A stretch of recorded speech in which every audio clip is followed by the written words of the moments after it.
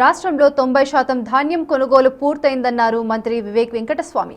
BRS నేతలు రైతులను రెచ్చగొట్టే ప్రయత్నం చేస్తున్నారని ఫైర్ అయ్యారు. హమాలీ, లారీల కొరత వచ్చినా రైతులకు ఇబ్బంది లేకుండా ధాన్యం సేకరణ చేస్తున్నామన్నారు మంత్రి వివేక్.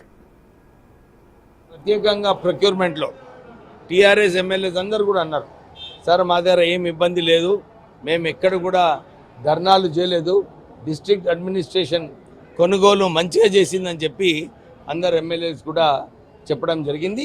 ఎందుకంటే ఈసారి ప్రొక్యూర్మెంట్లో సుమారు 20 నుంచి 25% ఎక్కువ ప్రొడక్షన్ వచ్చింది.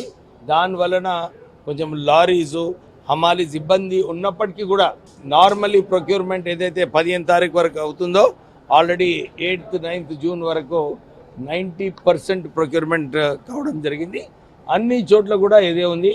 నేను ఇంతకుముందు కూడా చెప్పినాను, టీఆర్ఎస్ నాయకులు చాలా చోట్ల కూడా కేవలం ప్రభుత్వాన్ని చెడ్డ పేరు తేవాలని చెప్పి రైతుల మనసులో ఒక ఆందోళన చేయడానికి, వర్షాలు పడతాయి, మీ వడ్లన్నీ నష్టపోతాయి అని చెప్పి ఒక భయం క్రియేట్ చేయడానికి ప్రయత్నం చేస్తున్నారు.